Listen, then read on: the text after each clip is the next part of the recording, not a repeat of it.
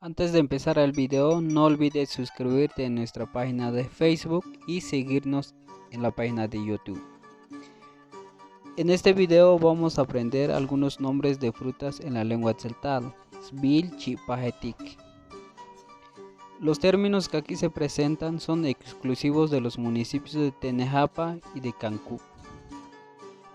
En este primer término, la palabra naranja tiene dos posibles realizaciones. Es decir, que el término narash se practica en Cancún y el término alchash se utiliza o se habla en Tenejapa.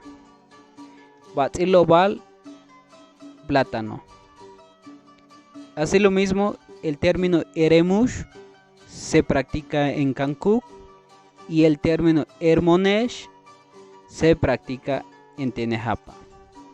La palabra haas, mamey, se practica en Tenejapa, pero el término haas para los cancuqueros es el zapote. Quevesh, anona, papausa, lima, lima, lobal, guineo. En este siguiente término, caranato, para granadilla se dice en Tenejapa, tuyac se dice en Cancún, que sigue siendo lo mismo.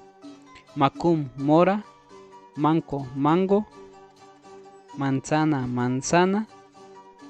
Para decir níspero existen dos posibles realizaciones. Lulú y pajalte se utiliza tanto en Tenejapa, pero en el caso de Cancún, lulú para ellos es el jocote. Nancy, nanchi, nochi, zapote amarillo, on, aguacate.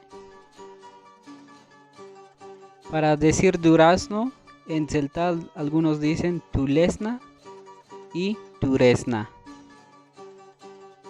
Pata, guayaba, pach, piña, pestac, tuna, pera, pera.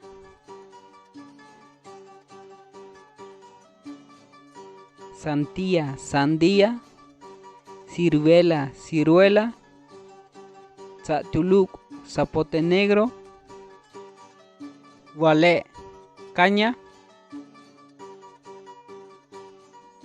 mactepach, pinuelo. Para los que no conocen, agrego el siguiente imagen.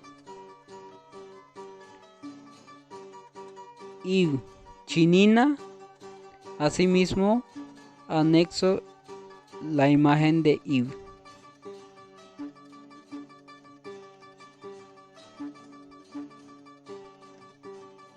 Kashlan macum, fresa. Y chilok, jitomate o tomatillo. Y por último el término tzuzup, que significa uva o bejuco de agua.